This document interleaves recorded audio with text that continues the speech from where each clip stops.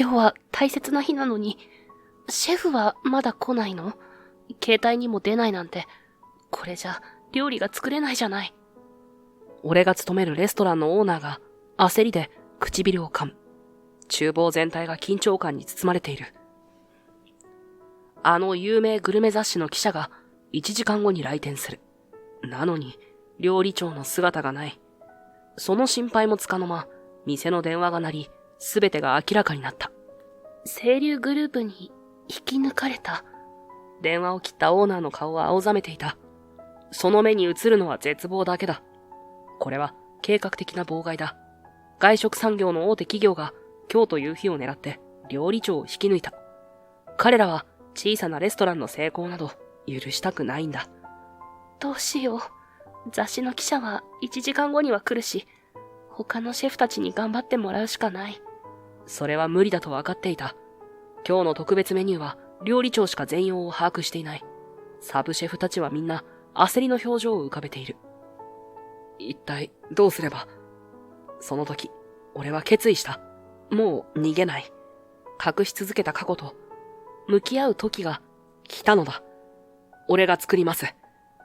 自分の声が厨房に響き渡る。すべての視線が俺に集まった。皿洗いの俺に対する驚きと疑いの目。あなたが？オーナーは信じられない表情で俺を見た。当然だ。皿洗いの男が突然料理を作ると言い出したのだから。信じてください。俺にできます。その瞬間から俺の体が勝手に動き始めた。そして、この料理は誰が？記者の声が聞こえる。俺の料理を口にした瞬間、彼の表情が変わった。この料理、まるであの時味わったような。時が止まったかのような静寂。そして、彼の次の言葉が、俺の人生を再び大きく変えることになる。俺の名前は、日向聡太。味噌汁を目前にして、皿洗いという肩書きで生きている。日向さん、この野菜の下ごしらえ、いつも丁寧で助かるよ。レストランル・サクラのサブシェフである川野さんが声をかけてきた。俺は小さくうなずくだけで答えた。不愛想なのは意図的だ。この店でも最小限のコミュニケーションしか取らないようにしている。その包丁さばきは尋常じゃないよね。本当に経験ないの？川野さんの言葉に俺は肩をすくめた。昔農家で働いていただけですよ。それだけ言って、俺は再び黙々と野菜を切り始めた。嘘ではない。俺の実家は確かに小さな農家だった。あまり自分のことについて話すのは得意ではない。川野さんも俺の性格を知っているので、それ以上は追求してこなかった。今月も赤字か。俺が厨房の片付けを終えてロッカールームに戻ろうとしたとき、事務室から漏れてきたため息が耳に入った。声の主はこのレストランのオーナー兼店長の高宮さくらさん。美人で気さくな彼女はスタッフからの信頼も厚い。だが最近は眉間にシワを寄せている姿をよく見かける。理由は明白だった。ル・サクラは客足が伸びず、経営が苦しくなっていた。このままでは店の存続も危ういほどである。俺は少しだけ開いていた事務室の扉の隙間から中を覗いた。高宮さんが会計帳簿と向き合っている姿が見える。何か打開策を。彼女の声には疲労感が滲んでいた。長い黒髪を後ろで一つに縛り、額に手を当てている。その姿にどこか懐かしさを覚えた。ぼーっと見ていると、不意に高宮さんが顔を上げる。視線がぶつかりたじろいでしまうが、ここで立ち去るのも変なので、軽く会釈をした。あら、日向さんどうしたの？高宮さん、何か悩んでいらっしゃるみたいなので。そうなのよ。ごめんなさいね。心配かけさせて。いえ。うちの経営状況がちょっとまずいから、なんとか新メニューで集客を試みたいんだけどね。食材の質が安定しないから、どうにもいかなくて。高宮さんの声には疲れが滲んでいた。彼女はペンを机に置くと、椅子に深く腰掛けて、ため息をついた。よかったら、詳しく聞いてもいいですか？俺は思わず口を開いていた。普段は最低限の会話しかしないように心がけているのに、高宮さんの疲れた表情を見ると、自然と言葉が出てきた。いいの？高宮さんは少し驚いた様子で俺を見た。俺が会話に積極的な態度を取ることなんて、これまでなかったからだろう。はい。もし何かお力になれることがあれば、そう言って、俺は事務室に入った。ドアをそっと閉めて、高宮さんの前の椅子に腰掛ける。今のうちの仕入れ先、値段は安いんだけど、野菜の状態が安定しないのよ。前回はトマトが早く傷んでいて、お客様に提供する前に半分近く廃棄することになってしまって。だからといって、高級食材を扱う業者に変えるには予算が足りないし。彼女は会計帳簿を指さした。数字の羅列が並んでいる。売上と支出の差があまりにも少ない。俺は黙ってうなずいた。せっかく新メニューを考えても、材料の質が安定しないと美味しさも保証できないし。でも予算は限られている。この近くだと、高村農園がいいかもしれません。高村農園。思わずつぶやいていた。内心しまったと思ったが、一度口にしてしまったからには説明しないわけにはいかない。はい、小規模ですが、有機栽培にこだわっていて、品質がとても安定しています。それに、直接取引なら市場を通すより安く仕入れられる可能性もあります。俺が言うと、高宮さんは目を丸くした。どうしてそんなに詳しいの？実家が農家で、過去に取引があったもので、俺は少し視線をそらして答えた。高宮さんは少し首をかしげたが、それ以上追求せずにすぐにパソコンを開いた。高村農園、ここね。彼女は素早くキーボードを叩いて、その農園のウェブサイトを表示させた。写真に写る野菜はどれもみずみずしく色鮮やかだった。とても良さそうね。今すぐ連絡してみるわ。高宮さんの顔に少し笑顔が戻った。その表情を見て、俺は少しほっとした。彼女は電話番号をメモし、すぐに電話をかけ始めた。あ、日向さん、ちょっと待って。高宮さんが電話を耳に当てたまま、俺を呼び止めた。もしもし、高村農園さんですか？ル・サクラというレストランのものですが。高宮さんは俺に座ってと手で示しながら電話を続けた。俺は仕方なく再び椅子に腰掛けた。はい、お野菜の仕入れについてご相談させていただきたくて。そうなんです。実は知り合いから紹介されて。彼女は時々俺に視線を送りながら電話で丁寧に説明していた。もし高村農園との取引が成立すれば、ル・サクラの料理の質は確実に上がるはずだ。あさってですね。ありがとうございます。はい、楽しみにしています。電話を切った高宮さんの顔には明るい笑顔が戻っていた。日向さんありがとう。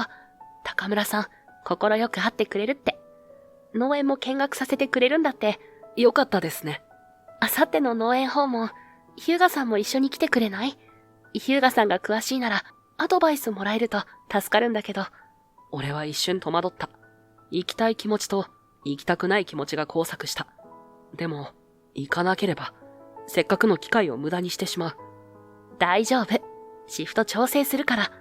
高宮さんが先回りしていった。彼女のまっすぐな眼差しに、俺は少しだけ胸の内が揺れた。わかりました。俺は小さくうなずいた。自分でも意外な返事だった。普段なら断っていたはずだ。けれど、高宮さんの真摯な姿勢と、この店への愛情を見ていると、力になりたいという気持ちが湧いてきたのだ。ありがとう。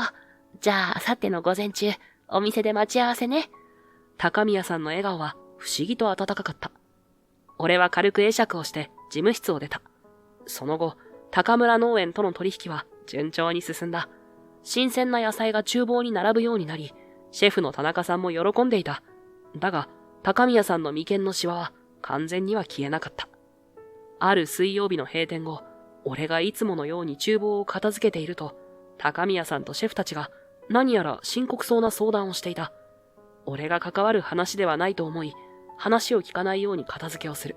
だが、高宮さんの方から俺に話しかけてきた。日向さん、ちょうどいいところに。手招きされてはいかないわけにはいかない。付近を持ったまま、恐る恐る近づいた。相談を聞いてほしいの。高村農園のおかげで、野菜は確かに良くなったけど、今度はメニュー開発で行き詰まってるの。他にも何かいい方法はないかって。メニュー開発。シェフたちは、なんでヒューガに意見を求めるんだと言いたげな目で高宮さんを見ている。いたたまれない状況から少しでも早く脱するために、俺は考えを伝えた。もう少し、こだわりの野菜を使ってみてはどうですか？こだわりの野菜？はい。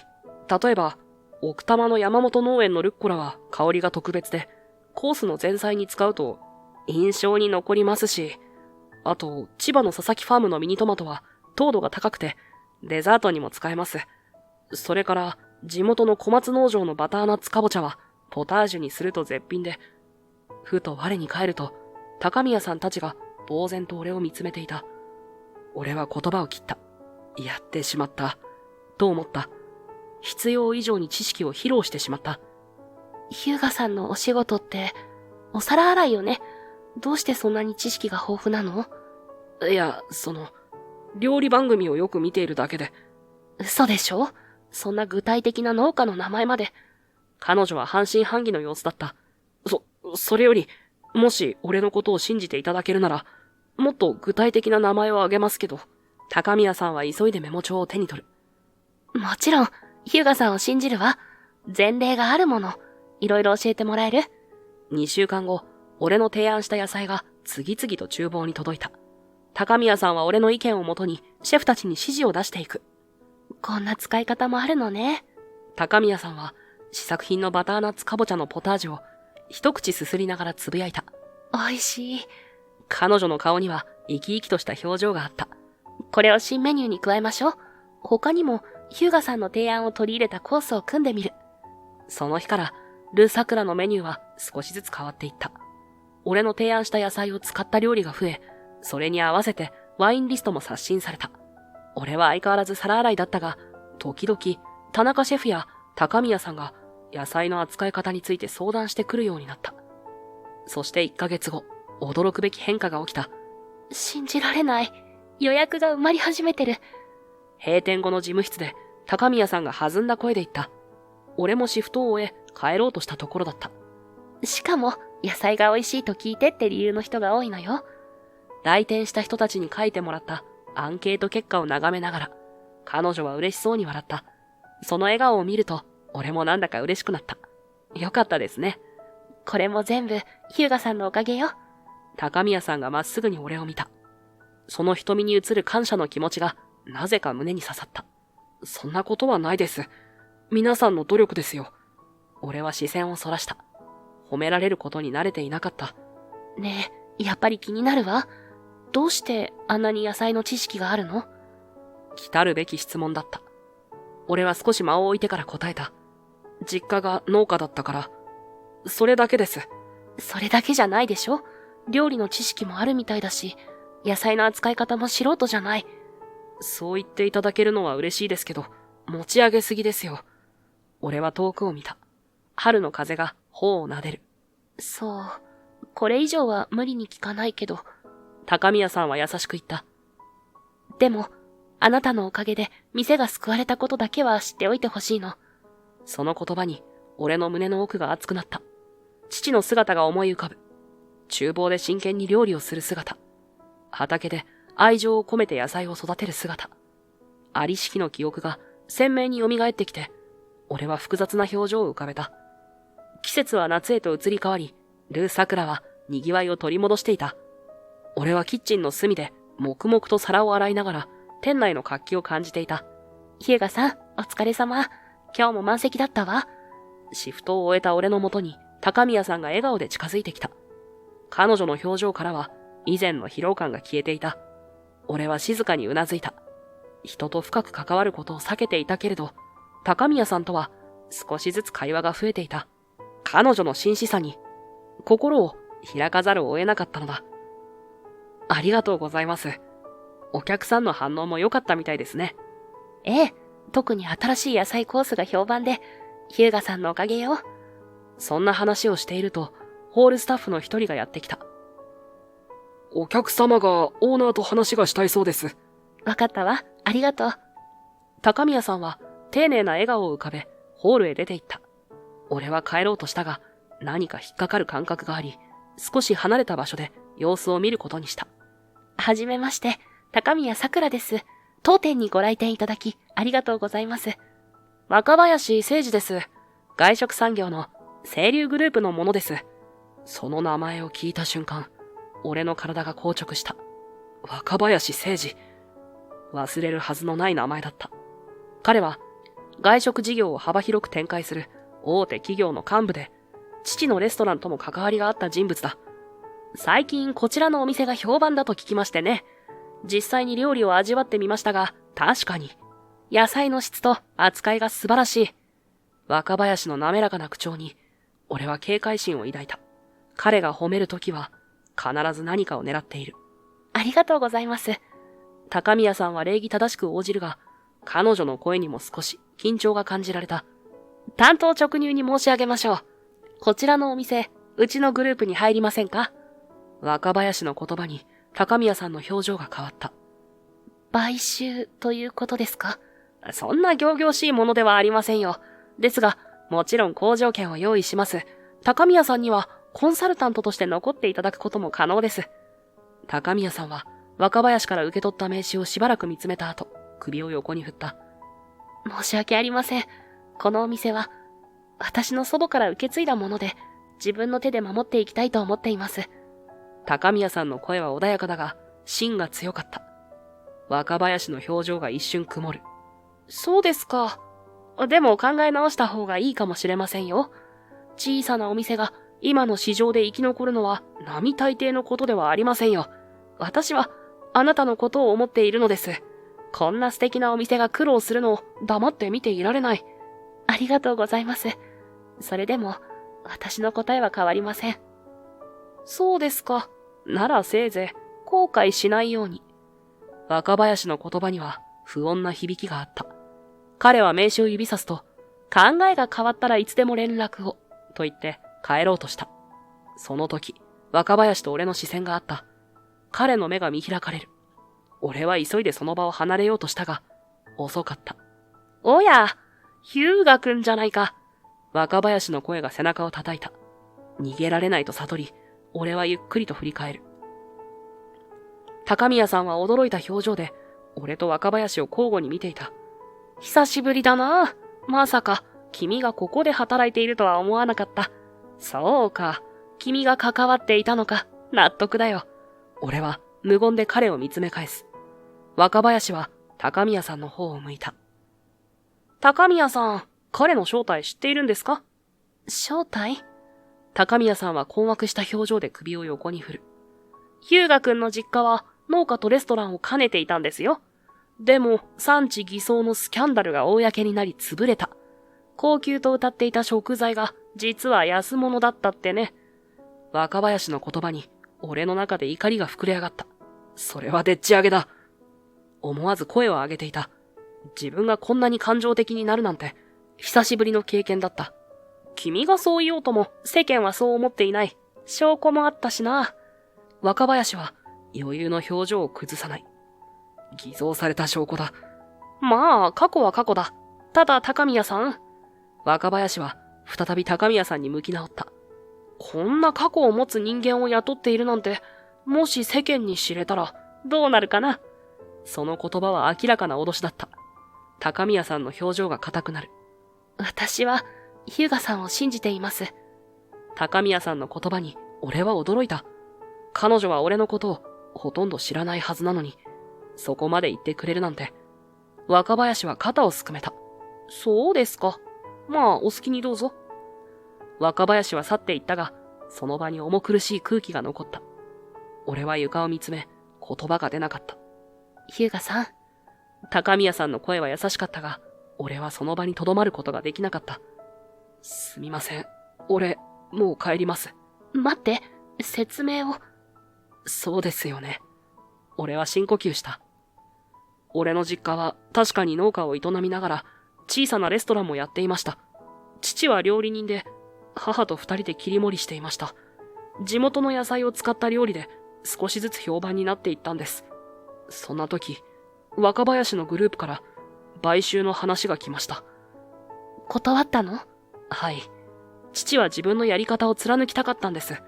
それから突然、産地偽装という記事が週刊誌に載りました。高級食材と称して、実は安い代用品を使っていたと。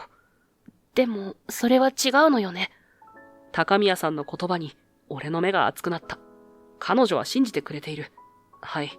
全くの嘘でした。でも、証拠らしきものが出てきて、それに対抗する術もなく。若林さんが仕組んだの？証拠はありません。でも、タイミングからして間違いないと思います。週刊誌を持ってきて、俺の言うことを聞かないからと言ってやってきましたし。でも、訴えるだけの力も資金もなかった。客足は途絶え、レストランは閉めざるを得なくなりました。父は、それから間もなく病で亡くなりました。告白を終えると胸の内が少し軽くなった気がした。高宮さんの表情には同情ではなく理解の色が浮かんでいた。もうここで働くわけにはいきません。悔しいですが若林の言う通り、俺がいるとル・サクラにも迷惑がかかります。あの人は何をしでかすかわかりません。俺は立ち上がろうとした。すべてを話したのだから、あとは去るだけだ。待って。高宮さんが俺の腕を掴んだ。どうして去るの？あなたは何も悪くないじゃない。でも、若林は黙っていませんよ。俺のことを暴露するかもしれない。それなら、私たちは真実を話せばいい。日向さん、あなたは悪くない。私はあなたを信じているわ。俺は戸惑った。今まで味方になってくれる人はいなかった。なぜそこまで言ってくれるんですか？高宮さんは微笑んだ。あなたが来てから店が良くなったのは事実よ。単に野菜の知識だけじゃない。あなたの真摯さ、料理に対する愛情が私たちに伝わってきたから。あれだけの知識、かなりの熱量がないと調べられないことよ。しかもどれもネットや本の知識だけじゃなくて、自分で足を運んで実際に料理して確かめているわよね。どの食材にどの調理法が合うか。じゃないと、あんなドンピシャで農園と料理を提案できたりしないわ。彼女の言葉はまっすぐに胸に届いた。私もね、この店を継いだ時、不安だったの。祖母の味を受け継げるか、お客様に喜んでもらえるか。でも、あなたが教えてくれたことで、自信が持てるようになった。地道に、泥臭く努力するしかない。それが何よりも武器になるって。だから逃げないで。一緒に戦いましょう。若林さんのような人に、私たちの大切なものを奪わせない。彼女の言葉に、俺の心に小さな火が灯った。諦めるのではなく、戦うという選択肢。父が亡くなった後、ずっと逃げ続けてきた自分に、新しい道が見えた気がした。でも、日向さん。高宮さんは俺の両手を取った。あなたの才能は、埋もれさせるべきじゃない。高宮さんの言葉は、俺の心を震わせた。誰かに真正面から認められるという感覚があまりにも久しぶりで。でも、若林は諦めませんよ。執念深い男です。俺は正直に言った。これから起きることを考えると恐ろしかった。若林の策略に一度負けている。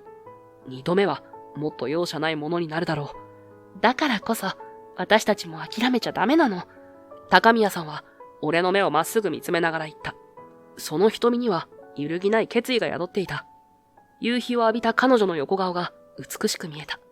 それに気づいた自分に少し戸惑いを覚える。私の祖母がよく言っていたの。料理に嘘をつけば、それは必ず味に現れるって。日向さんのお父さんも嘘なんてつかなかったはず。彼女の言葉に俺は少し息を飲んだ。父の料理哲学は確かにそうだった。素材に嘘をつかず真摯に向き合え。父のその言葉を俺は幼い頃から何度も聞かされてきた。そうですね。父もそう言っていました。だから私たちも真実を貫きましょう。若林さんが何を仕掛けてきても私たちには本物があるから。高宮さんが俺の手をぎゅっと握ったとき、不思議と心が落ち着いた。小さな、でも温かい手に力強さを感じて、俺は少しだけ微笑んだ。何年も笑っていなかったような気がする。わかりました。俺も逃げるのはやめます。俺がそう言うと、高宮さんの顔に安堵の表情が広がった。その笑顔を見ていると、胸の奥がじんわりと熱くなる。よかった。一緒に頑張りましょう、日向さん。帰り際、二人は並んで歩いた。いつもなら一人で黙々と帰るところだったが、今夜は違った。高宮さんとの会話が不思議と自然に続いていく。日向さんは、お父様のレストランを手伝っていたんですね。彼女の問いに、俺はゆっくりとうなずいた。そうです。野菜のことは幼い頃から教わりました。料理の基本も少しだけ。本当のことを言えば、俺は父の後を継ぐ予定だった。毎日、厨房で父の背中を見て育ち、料理の技術を懸命に学んでいた。だから、あんなに野菜の知識があるのね。まあ、そんなところです。すみません、黙っていて。過去のことを思い出したくなかったし、奇特な目で見られるのが嫌で。俺の本音に、高宮さんは少し悲しそうな顔をした。もう一人じゃないよ。彼女の言葉に、俺の胸の奥がキュッと締め付けられた。長い間、心を閉ざして生きてきた。でも今、この人の前では、少しずつ心が開いていく気がする。駅に着くと、彼女は俺に向き直った。明日も頑張りましょう。はい。おやすみなさい、高宮さん。別れ際、彼女が軽く手を振る姿を見送りながら、俺は自分の心の変化に戸惑っていた。高宮さんの存在が、俺の閉ざされた心を少しずつ溶かしていく。それは、恐ろしくもあり、温かくもあった。翌日から、俺はこれまで以上に積極的に働くようになった。皿洗いという立場はそのままだったが、時々野菜の下ごしらえを手伝ったり、仕入れの相談に乗ったりするようになった。夏の終わり、ル・サクラはさらに評判を高めていた。予約はほぼ毎日満席になり、高宮さんの表情からは不安の色が消えていった。そして、俺と高宮さんの距離も日に日に縮まっていく。仕事終わりに二人で食事をすることもあれば、休日に近くの市場に食材を見に行くこともあった。彼女と過ごす時間が俺にとって大切なものになっていた。そんなある日、高宮さんが興奮した様子で俺を呼んだ。日向さん、聞いて。厨房に飛び込んできた彼女の顔は喜びで輝いていた。どうしたんですか？美食探訪の葉山記者がうちの取材に来てくれることになったの。俺は驚いて手を止めた。美食探訪は日本で最も権威のあるグルメ雑誌の一つで、そこで取り上げられれば店の知名度は一気に上がる。すごいじゃないですか。彼が書く記事は本当に影響力があるの。これでもっとお客様が増えるわ。高宮さんの目は希望に満ちていた。彼女の喜ぶ姿を見ると、俺まで嬉しくなった。葉山さんが来るのはいつですか？来週の木曜日。あと1週間しかないけど、特別メニューを考えなきゃ。田中さんなら、きっと素晴らしいメニューを考えますよ。俺の言葉に、高宮さんはにっこりと笑った。その笑顔を見ているだけで、心が温かくなる。最近、そんな感覚になることが増えていた。気づけば俺は、彼女のことを考える時間が長くなっていた。そして木曜日、緊張感漂う朝を迎えた。俺は早めに出勤し、いつものように厨房の準備を始めた。今日の特別メニューは、高宮さんと田中料理長が考えたもので、地元の旬の食材を生かしたル・サクラの真髄とも言えるコースになっているらしい。しかし、予約時間が近づいても、他のスタッフたちが揃っても、田中さんの姿がない。田中さん、まだ来てないの？高宮さんが心配そうに厨房を覗き込んだ。はい、携帯にも出ないんです。おかしいわね。彼、遅刻なんてしないのに。事故に遭ってないといいんだけれど。不安が厨房を支配し始めた頃、店の電話が鳴った。お電話ありがとうございます。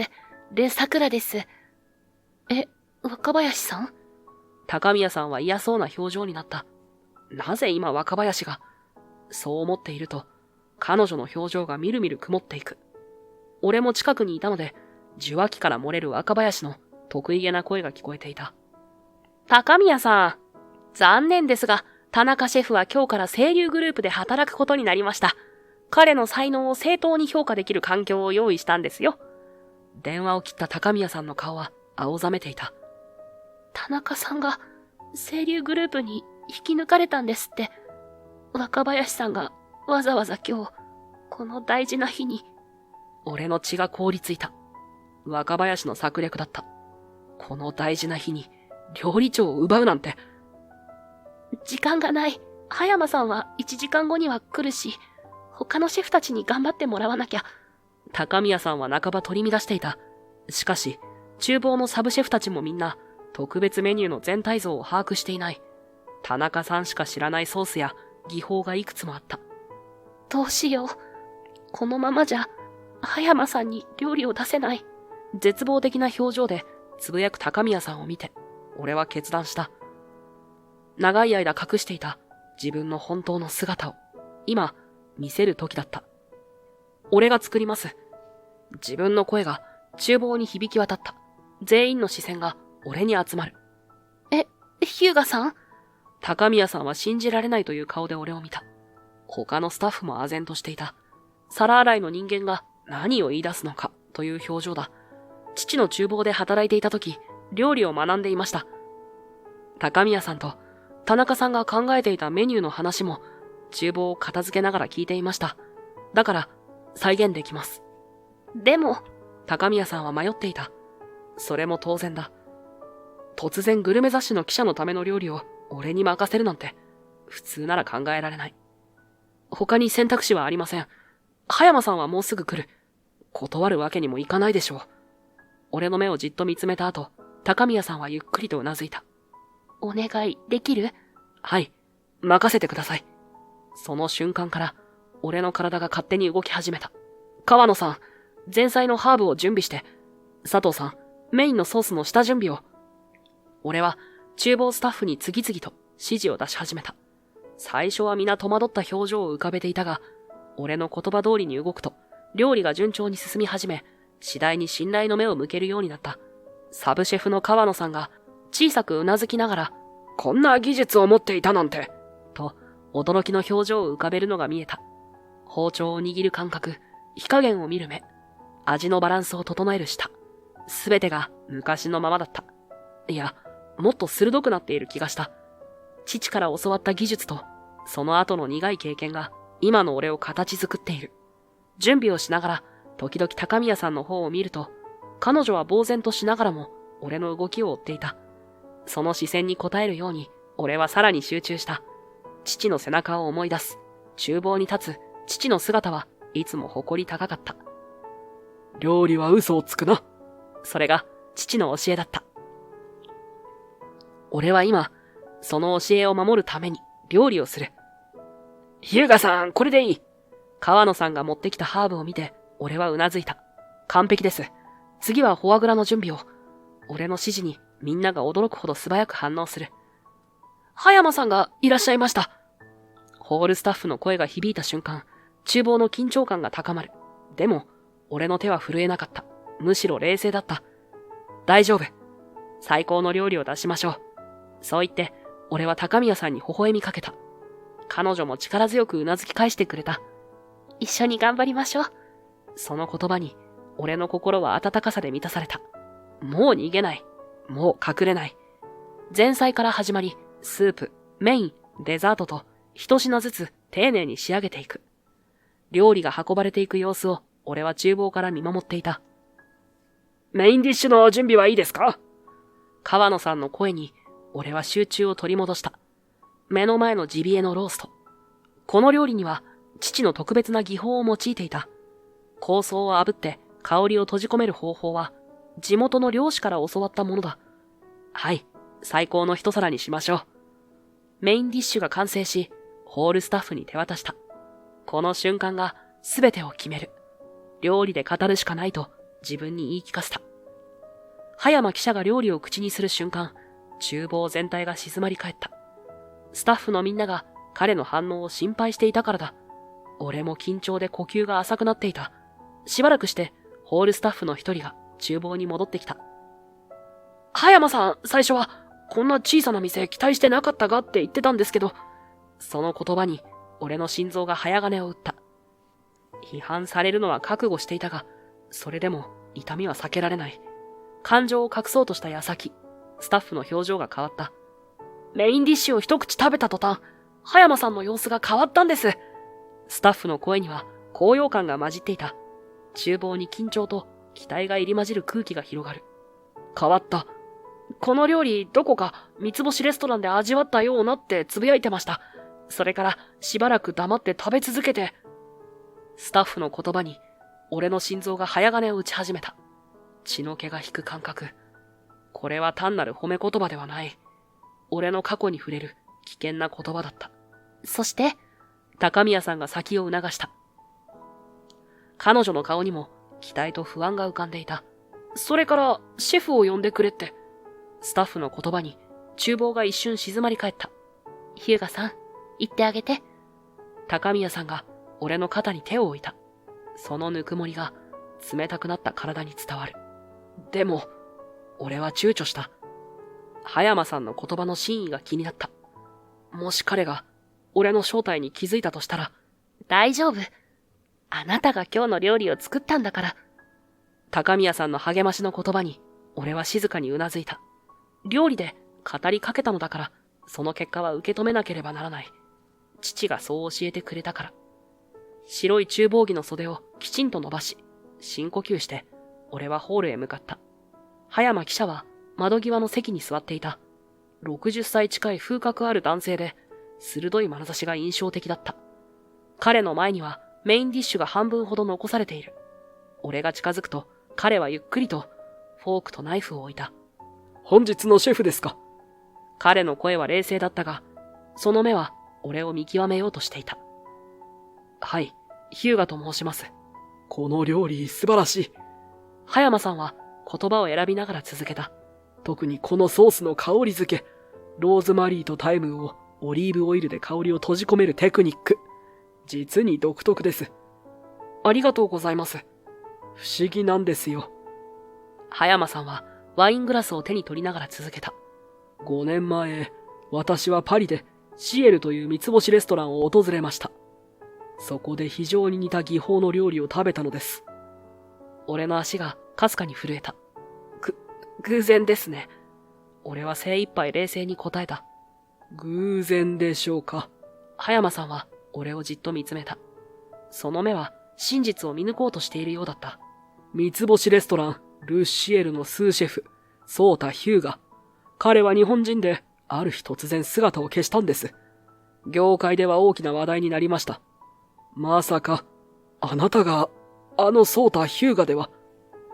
葉山さんの声は静かだったが、その言葉は厨房から見守っていた高宮さんたちにも届いただろう。俺の秘密がこんな形で暴かれるとは思っていなかった。俺は一瞬嘘をつこうか考えた。でも、料理を通して繋がった縁を嘘で汚したくなかった。父は言っていた。料理に嘘をつけば、それは必ず味に現れると。はい、その通りです。認めると、意外にも心が軽くなった。長い間隠していた自分の正体を初めて口にしたからかもしれない。葉山さんの表情に驚きの色が浮かんだ。彼の推測が確信に変わった瞬間だった。やはり、あなたのような才能を持つ方が、なぜこんな小さな店で。葉山さんの問いかけに、俺は深呼吸をした。もう逃げる必要はない。隠れる必要もない。真実を語ろう。そう決めた瞬間、不思議と肩の力が抜けていくのを感じた。私の実家は農家で、父が小さなレストランを営んでいました。地元の野菜を使った料理で評判になっていた矢先、産地偽装のスキャンダルで潰れてしまったんです。言葉にするだけで喉が詰まる思いだった。過去の記憶がまるで昨日のことのように鮮明に蘇る。父が絶望の表情で店の鍵を閉める姿。母の涙。すべてが一瞬で崩れ去った日々の痛み。ああ、大きく報じられていたね。うまい店だっただけに反響は大きかったな。はい。でもそれは嘘なんです。若林誠二という外食産業の人間が仕組んだことです。父が買収の話を断ったからという、それだけの理由で、そこまで話したとき、高宮さんが心配そうに近づいてきた。父は無実を証明できないまま失意のうちに亡くなりました。俺は料理人としての道を諦めきれず、フランスへ渡り、ルシエルで修行を始めました。修行を始めた当初は言葉の壁に苦しんだ。仕込みの段階で何度も怒鳴られ、鍋を握る手は震えっぱなしだった。だが、ルシエルのシェフ、ミシェルはその厳しさの裏に、料理への真摯な愛を持つ人物だった。彼は俺の包丁さばきを見て、初めてかすかに目を細めた。そうた、お前はなかなか筋がいい。俺の舌をうならせられる日は近いかもしれない。最初は雑用に毛が生えたような仕事だけだったが、俺は朝から晩まで休む間もなく鍛えられた。毎日の仕込みをこなしながら、自分ができることを懸命に探しては、一つ一つ着実に積み上げていった。いつしかフランス語も通じるようになり、スタッフの中でも、ソータは飲み込みが早いと噂され始める。そしてミシェルから、次の新メニューの開発に携わってみろと声がかかったのは、そんな矢先だった。店の顔でもある新作コースを任されるのは、若手にとって夢のような大抜擢だ。世界最高峰の舞台で自分の料理を試せる。それまで抑え込んでいた熱い思いが、静かに沸騰し始めるのを感じた。もしこのまま順調にいけば、もしかしたらここで正式にスーシェフになれるかもしれない。俺は心の中で何度もそう期待を膨らませた。しかし、予想もしなかった地獄が再び姿を現した。ある日、早朝からの仕込みを終え、休憩に入ろうとしたとき、同僚の一人が血相を変えて厨房に飛び込んできた。そうた、今朝の新聞見たか？彼が震える手で突き出したのは、日本の週刊誌の記事を翻訳したものだった。そこには大きな見出しが躍っていた。産地偽装の息子が三つ星レストランに潜り込む。かつて不正を働いた料理人一家の出自とは、心臓が凍るような感覚に襲われた。その瞬間、頭の中が真っ白になる。店の片隅に置いてあったノートパソコンを開くと、ネット上でもすでに拡散されており、誇張や事実無根の噂が飛び交っていた。まさか、こんな形で再び父のスキャンダルが蒸し返されるなんて。そうた、これはどういうことだ？厨房内のスタッフたちも記事を見てざわめき始める。徐々に広がる不穏な空気の中、シェフのミシェルが静かに俺を呼んだ。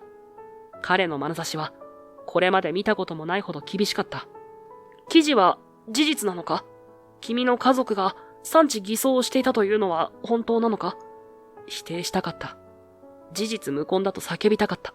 だけど、そこには俺の両親の店の名前や、かつての週刊誌騒動を示す記録が克明に書かれていた。すべてが歪んだ形で証拠のように提示されている。俺がどう説明しても、ここフランスでは、遥か遠くの日本の出来事だ。すでにイメージは最悪だ。違うんです。捏造なんです。だけど、どうやって証明すれば。崩れ落ちそうになる心を一生懸命に支え、弁明を試みる。しかし、焦る俺をよそに、店のオーナーまでもが不安げに様子を伺っていた。彼らからすれば、経営に致命的なダメージを与えかねない、汚点を抱えた人間を、このまま抱え込むリスクはあまりにも大きい。ミシェル！震える声で師匠の名を呼ぶが、彼は苦渋の表情を浮かべたままだ。その顔に浮かぶのは、俺への才能への期待と、店を守らなければならないという責務。その二つの板挟みに苦しんでいるのが、ありありと伝わる。フランスのこの世界で、評判は命だ。正直、君をかばうことは難しい。その一言は、俺の努力を一瞬で飲み込む、冷たい現実となった。わずか数時間前まで高揚していた心は、容赦なく、地の底へ突き落とされる。すまない。君を続けて雇うことはできない。あの時の屈辱と怒りが、今も胸の中でくすぶっている。才能を認められ、やっと掴みかけていた幸せを、また、一瞬で奪われたのだ。解雇された俺は日本に戻り、料理人としての過去を隠して生きてきたんです。話を得ると、妙な解放感があった。長い間重くのしかかっていた秘密を打ち明けた安堵感。そして同時に、これからどうなるのかという不安も湧き上がる。葉山さんの表情は悲しげなものになっていた。そんな重い過去があったとは。彼の言葉に俺は小さくうなずいた。周りを見渡すと、高宮さんやスタッフたちも俺の話を聞いており、みんな驚きの表情を浮かべていた。日向さん。高宮さんの声には深い悲しみと同情が込められていた。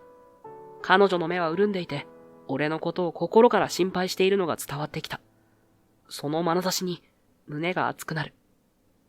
そんなことがあったなんて。川野さんが言った。他のスタッフも口々に驚きの声を上げている。俺がこれまで隠してきた過去は、これが全て。それを知って、みんなが戸惑うのは当然だった。葉山さん、実は今日の料理は、すべて彼が中心になって作ったんです。突然、高宮さんがそう宣言した。俺は驚いて彼女を見た。今日、本来の料理長が急遽来られなくなり、彼が代わりに腕を振るってくれたんです。この店では、皿洗いという立場でありながら、高宮さんは俺の手を取った。その手は少し震えていたが、温かかった。彼の才能は本物です。どうか、正当に評価してあげてください。彼女の言葉に、俺は胸が熱くなるのを感じた。自分のことをそこまで真剣に擁護してくれる人間が、今までいなかったからだ。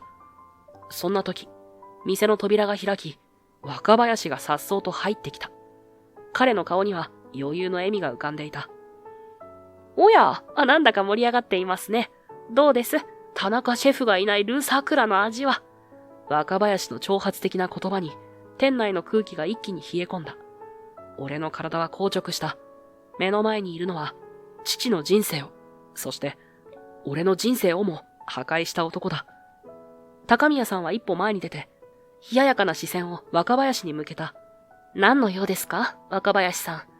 今朝、わざわざ田中シェフを引き抜いておいて。若林の眉が少し上がった。彼は何か言いよどみ、それから肩をすくめた。ビジネスですよ、ビジネス。優秀な人材は確保したいじゃありませんか。わざわざ重要な取材の日に田中さんを連れて行くなんて、偶然とは思えませんね。でも滞りなかったのでは？なかなか美味しそうな料理の香りがしますから、代わりの方がいらしたんですか？若林の視線が俺に向けられた。その瞬間、彼の表情が凍りついた。まさか、君が作ったのか。そうか、そうか。その嘘まみれの手で作ったんだな。いやー、もう料理は作らないと思っていたがね。俺はゆっくりと一歩前に進んだ。このまま若林との対決を避けることはできない。葉山さん、この方が若林誠二。外食産業の清流グループの重役です。そして、父のレストランを潰した人間です。葉山さんの目が鋭くなった。記者としての勘を研ぎ澄ませているのがわかる。それは本当ですか？葉山さんの質問に若林は苦笑いを浮かべた。古い話ですよ。ビジネスの世界ではよくあること。よくあることですか？俺の声が震えた。長い間、蓋をしてきた怒りが今、溢れ出そうとしていた。父のレストランに対する産地偽装の証拠を捏造して、名誉を傷つけて、すべてを奪ったこと。それがよくあることですか？若林は一瞬眉を動かしたが、すぐに鼻で笑うような表情に変わった。開き直ったように肩をすくめる。大企業が小さな店を潰すのなんて珍しくもない。経営者として当たり前の手を打ったまでの話ですよ。あなたの父親もおとなしくこちらの買収に応じていればよかったんです。余計なプライドなんか捨ててね。その言葉に、胸の奥で煮えたぎるものがさらに熱を帯びる。若林の目は完全に侮蔑の色を帯びていた。あなたたちは善良すぎるんですよ。誠実な料理とか、客を喜ばせたいとか、滑稽だ。そんな甘い理想を抱えたままじゃ、どのみちこの世界では生き残れないんだ。大手に駆逐されるのがオチだったでしょうね。若林はわざとらしくため息をつくと、口元を歪めて続けた。ええ、確かに多少強引なやり方だったかもしれません。記事を書く週刊誌にも、それなりの報酬を渡しましたし、それがどうした？俺が金を使って週刊誌にデタラメを書かせたって言いたいんですか？好きに言えばいい。だって実際そうなんだから。俺が材料を渡して報酬を用意してやれば、あちらは喜んで記事にする。実に簡単な話ですよ。あの店、あなたの父親のレストランが邪魔だった。それだけのことです。清流グループに従わないなら消えてもらうまで。世の中そんなもんでしょ。若林は鼻で笑うように言葉を切り、挑発するように肩をすくめる。勝ちたければ手段なんて選んでいられない。それがビジネスってやつですよ。わかりませんか？正義や信念とやらを振りかざしても、結局は金と権力を持った方が勝つ。あなたたちはそれが理解できなかった。それだけのことだ。彼の言葉に俺の体が熱くなった。怒りがこみ上げてきて、拳を握りしめる。それだけのことだと、父は何もかも失ったんだ。名誉も店も、生きる希望も。俺の声は震えていた。抑えていた感情が一気に吹き出す。あなたは考えたことがあるのか？自分のやったいたずらがどんな影響を及ぼすのか。父は農家の仲間たちと信頼関係を築き上げ、真心込めて料理を作っていた。それが一瞬でゴミ扱いされ、父は自分の人生を全て否定された気持ちになった。怒りと悲しみ、そして涙が入り混じった声で、俺は続けた。ちょっとした嫌がらせのつもりでも、人の人生を破壊することがあるんだ。あなたのような人間が、この世界にはたくさんいる。他人の痛みを想像できず、自分の小さな感情で行動して、でも、その結果は当人の想像をはるかに超える。父は失意のまま病に倒れ、亡くなった。母は未だに立ち直れていない。そして俺は、10年経った今でも、料理人としての自分を隠して生きている。言葉を紡ぎながら、父の最後の姿が蘇ってきた。病床で、もう一度、あの店で料理がしたかった、と呟いた父の、か細い声。その記憶に胸が締め付けられる。若林は顔を上げた。俺だって一生懸命だったんだよ。会社の数字を上げろって詰められて。親父にも期待してるぞなんて言われて、どうしようもなかったんだ。若林の弁解に、俺は冷ややかな視線を向けた。だからって、他人を傷つけていい理由にはならない。高宮さんが一歩前に出て、若林を睨みつけた。あなたの行為は犯罪です。名誉毀損。私たちだって、あなたが田中料理長を引き抜いたことを訴えることもできる。うちへの買収など論外です。この店は私たちの手で守ります。高宮さんの言葉にスタッフ全員がうなずいた。彼らの団結した姿を見て、俺の胸の内に温かいものが広がった。そこで静かに葉山さんが口を開いた。皆さんの話を聞いていると、胸が痛みます。実際、私のような立場の者が書く記事、いや、業界全体に言えることかもしれません。真実ではないことを、あたかも事実のように伝えてしまったり、根拠のない噂が拡大解釈されて、無実の人を追い詰めてしまう。そういうことが、今の報道界には確かに存在しているのも事実です。葉山さんは一呼吸置いてから続けた。もちろん、私個人が直接あの記事を書いたわけではありません。しかし、同じ報道の世界に携わる者として、これまでそうした風潮を傍観してきた責任を感じずにはいられません。何より、今回の件でも、報道が真実を明らかにするどころか、むしろ混乱や不信感を煽ってしまった。それで無実の方がどれだけ苦しんだか、私も改めて痛感しました。その瞳には深い後悔の色が宿っていた。彼は唇を結んだまま、スタッフたちをゆっくりと見回す。だからこそ、ここで皆さんにお詫びし、誓いたいのです。報道機関の一員として、そして一人の人間として、自分の足で確かめた情報を正しく伝えること。それを徹底することで、もう二度と真実でないものが一人歩きして、誰かを不当に傷つけたり、追い詰めたりしないようにしていきたいと思います。そう言うと、葉山さんは深々と頭を下げた。その姿には、口先だけの謝罪や誓いとは異なる、確かな決意が感じられる。この世からデマや扇動がなくなるとは残念ながらすぐには言えません。それでも私自身がまず正しく伝える努力を怠らないこと。それが今私ができる唯一の償いであり、報道に携わる者としての使命だと考えています。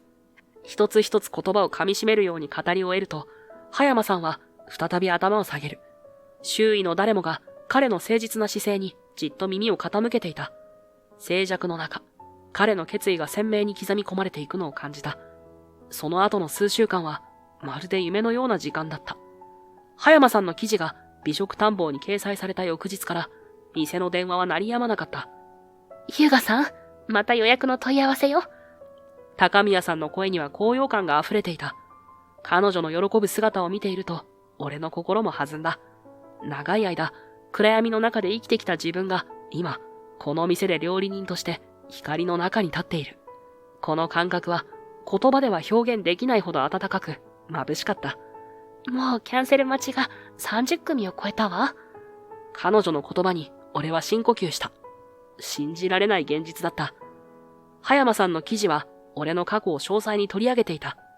父のレストランが不当な扱いを受けた経緯、俺がパリで修行した日々、そして若林による策略、すべてが丁寧に、そして真実に基づいて書かれていた。特に印象的だったのは、記事の締めくくりの言葉だ。時に、些細な悪意や軽率な行動が、人の人生を根こそぎ奪うことがある。そして、その責任は報道に携わる私たちにもある。二度とこのような過ちを犯さないために、今、真実を伝える。この記事は業界内でも大きな話題となり、若林の清流グループは、謝罪声明を発表した。若林自身も姿を見せなくなったが、後に聞いた話では、彼は地方の小さな店舗に異動になったという。若林さんから手紙が届いたわ。ある日、高宮さんが事務室で俺に封筒を手渡した。宛名には、俺のフルネーム。差出人を見るまでもなく、高宮さんの言葉通りだとわかる。俺は少し息を詰まらせながら、それを受け取り、机の上で丁寧に開封した。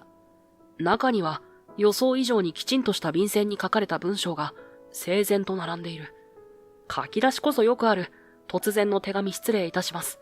まずは謝罪を、といった定型文だったが、読み進めるうちに、若林さんのやりきれない思いが、行間から滲み出てくるのを感じた。あの頃は、会社のノルマと家族の期待を同時に背負い、何が正しいのかわからなくなっていました。ただ、目先の成功だけを追いかけていた自分が、あなたとご尊父様の人生を踏みにじってしまったことは、紛れもない事実です。どんなに後悔しても、あなたたちの苦しみを元通りにできないことを考えると、今でも胸が痛みます。読み終えた時、俺はそっと手紙を畳んだ。文面の真意をどこまで信じていいかわからない。あれだけ俺たちを追い詰めた人間が、今更何を、という気持ちも正直ある。けれど、行間に見え隠れする一生懸命さは嘘じゃないような気もした。許せるの？高宮さんが心配そうに俺の表情を覗き込んできた。その瞳には優しさと戸惑いが入り混じっている。本当は、今でも許せないんです。父や母の痛みを考えると、どうしても怒りが消えなくて。でも、父がよく言っていたんですよ。人を恨んでも何も生まないって。恨みの気持ちにとらわれていると、自分自身の大切なものまで失ってしまうって。そう口にした瞬間、脳裏に父の優しい笑顔が蘇った。彼が最後まで貫いたのは、料理への誠実さだけでなく、人を憎まずに生きるという強さだった。だから、若林さんのことも、いつかは許そうと思っています。すぐには難しいけど、きっと、時が解決してくれると信じたい。父の言葉を無駄にしたくないんです。胸の奥にまだ残るわだかまりを抱えつつも、そう言い切ると、高宮さんは安堵したように微笑んでくれた。それだけで、少しだけ心が軽くなるような気がした。店は日に日に賑わいを増していった。はじめは、興味本位で来店したお客様も、料理の味に感動してリピーターになる人が増えていった。俺はキッチンで最高の料理を作ることに集中した。ヒューガさん、ちょっといい？閉店後、高宮さんが俺を事務室に呼んだ。彼女の表情は真剣で、何か重大な決断をしたようだった。ここまでル・サクラが評判になったのは、あなたの努力と才能のおかげよ。彼女はまっすぐに俺の目を見ていった。その澄んだ瞳に俺の心が揺れる。それだけじゃない。あなたの誠実さ、料理への愛情、諦めなかった強さ、すべてが店を変えてくれた。彼女の言葉一つ一つが胸に刺さる。長い間、自分を価値のない存在だと思い込んでいた俺にとって、こんな風に認められることはあまりにも眩しかった。だから決めたの。これからはあなたにメインシェフとして店を仕切ってほしい。高宮さんの申し出に俺は息を飲んだ。これほどまでの信頼を寄せられるとは思ってもいなかった。彼女の決意は揺るぎなかった。その真摯な眼差しに俺は深く頭を下げた。ありがとうございます。精一杯答えます。そう答えながら父の顔が脳裏に浮かんだ。もし父が生きていたらどんなに喜んでくれただろう。もう逃げない。父の無念を晴らすためにも自分の全てをここに捧げます。その言葉に高宮さんの瞳が潤んだ。彼女は小さくうなずくと俺の手を取った。その手のぬくもりが心の奥まで染み渡る。一緒にル・サクラを素晴らしいレストランにしましょう。彼女の言葉に俺は強くうなずいた。二人の手が重なったまま、事務室の小さな明かりがこれからの未来を優しく照らしていた。次の日から俺はメインシェフとして厨房に立った。スタッフたちも俺を信頼してくれて一丸となって働いた。このソースはもう少し香りを強調したい。ローズマリーは炙って。俺の指示に川野さんは目を輝かせながらうなずいた。なるほど。そうすれば香りが閉じ込められるんですね。彼の熱心さに俺は微笑んだ。かつての父の厨房を思い出す。父も同じようにスタッフたちに技術を伝授していた。その記憶がもはや苦しみではなく、温かい導きの光になっていることに気づいた。季節は秋から冬へと移り変わり、ルース・サクラはさらなる高みへと登っていった。ミシュランの審査員らしき人物も来店し、業界内での評判も日増しに高まっていった。ある雪の降る夜、閉店後の静かな厨房で、俺は一人、新しいメニューの試作をしていた。遅くまでご苦労様。背後から高宮さんの声がした。振り返ると、彼女は髪を解いて、いつもより柔らかな表情をしていた。厨房の明かりに照らされた彼女の姿に胸が高鳴る。新しい冬メニューを考えていて、俺はスプーンを差し出した。味見していいかしら。もちろんです。どうぞ。彼女は目を閉じて、スープを一口すすった。その表情が少しずつ明るくなっていく。美味しい。特別な味ね。その言葉に、俺は心から嬉しさを感じた。彼女に喜んでもらえることが、どんな賞賛よりも嬉しかった。でももう遅いわ。帰りましょう。高宮さんは、俺の腕を引いた。その仕草には、以前にはなかった親密さがあった。そうですね。二人で店を出ると、空から雪が静かに降っていた。白い息を吐きながら、並んで歩く。ヒュガさん。彼女が俺の名前を呼んだ。その小姉には、いつもと違う響きがあった。何でしょう。俺が尋ねると、彼女はちょっとだけ赤くなって、視線をそらした。来週の火曜日休みよね。はい、そうですけど。もし美術館に興味があったら、一緒に行かない？新しい展示が気になっているの。彼女の言葉に、俺の心臓が早金を打った。これは、デートの誘いだろうか。彼女の方が赤く染まっているのを見て、俺も顔が熱くなるのを感じた。行きたいです。ぜひ、ご一緒させてください。俺の答えに、彼女は明るい笑顔を見せた。その笑顔が、冬の寒さを吹き飛ばすほど暖かかった。店に関わるすべての人の表情が、日に日に明るくなっていくのを感じる。スタッフたちは誇りを持って働き、お客様は心から料理を楽しんでいた。高宮さんとの関係も少しずつ変化していった。仕事のパートナーとしてだけでなく、互いに寄り添う存在になっていくことに、俺は深い喜びを感じていた。そんなある日、母から電話があった。そうた、あなたの記事を読んだわ。母の声には、長い間聞いていなかった活気があった。みんな真実を知ってくれたの。ご近所の人たちも過去の常連さんもお父さんのことを誤解していたって謝りに来てくれたわ。その言葉に俺の目から涙がこぼれた。父の名誉が回復されたのだ。よかった。本当によかった。電話を切った後、俺は静かに涙を拭った。高宮さんが俺の肩に手を置いた。彼女は何も言わず、ただそばにいてくれた。その温かな存在が俺の心を癒していく。ル・サクラの物語はまだ始まったばかりだ。これからも様々な困難があるだろう。でも、もう俺は一人じゃない。これからも本物の料理で人々を幸せにしていこう。俺はそう心に誓った。それが父への恩返しであり、高宮さんの信頼に応える道だと確信していた。窓の外では雪が静かに舞い降りていた。白い雪に覆われた街は、まるで全てが浄化されたかのように美しく輝いていた。新しい季節の訪れを告げるように。そして、この雪のように純粋な思いで、俺は料理を作り続けていくのだ。